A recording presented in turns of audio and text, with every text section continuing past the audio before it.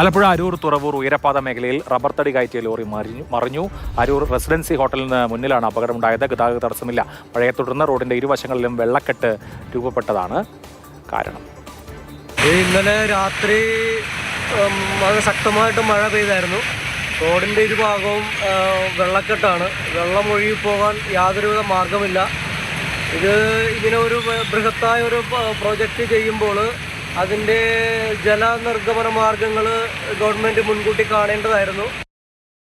രഘുനാഥ് നാരായണൻ വിവരങ്ങളുമായി. രഘു, അരൂർ തുറവൂർ ഉയരപ്പാത നിർമ്മാണം മൂലം ഇഴഞ്ഞിഴഞ്ഞാണ് രണ്ട് വശങ്ങളിലേക്കും വാഹനങ്ങൾ കുറേ നാളുകളായി പോയിക്കൊണ്ടിരിക്കുന്നത്.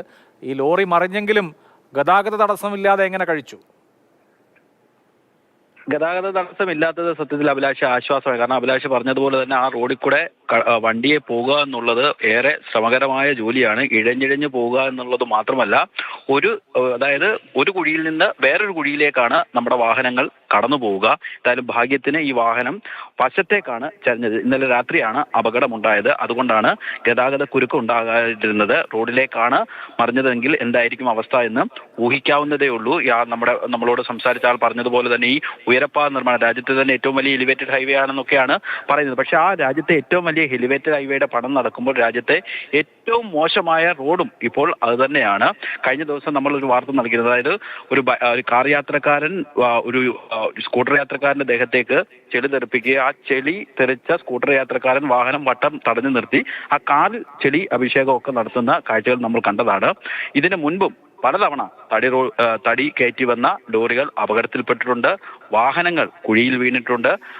ആളുകൾ നടന്നു പോകുന്ന ആളുകൾ വലിയ കുഴിയിലേക്ക് അകപ്പെട്ടിട്ടുണ്ട്. എന്നിട്ട് പോലും കാര്യമായ രീതിയിലുള്ള യാതൊരുവിധമായ നിർമ്മാണ പ്രവർത്തനങ്ങളോ വാഹനങ്ങൾക്ക് ഒന്ന് മര്യാദയ്ക്ക് പോകാൻ പറ്റുന്ന രീതിയിൽ റോഡ് വൃത്തിയാക്കുക ഒന്നും കരാർ കമ്പനികളോ അല്ലെങ്കിൽ സംസ്ഥാന സർക്കാരോ കേന്ദ്ര സർക്കാരോ ദേശീയപാത അതോറിറ്റിയോ ഒന്നും തന്നെ ചെയ്യുന്നില്ല. MP അടക്കം പലതവണ യോഗം വിളിച്ച ഉദ്യോഗസ്ഥരോട് ആളുകൾക്ക് സഞ്ചാരയോഗ്യമാകുന്ന രീതിയിൽ ഈ റോഡ് പണിയണമെന്ന് പലതവണ പറഞ്ഞിട്ടും ഒരു നടപടിയും ഉണ്ടാകുന്നില്ല എന്നുള്ളതാണ് ദുഃഖകരമായ വസ്തുത. തീർച്ചയായിട്ടും.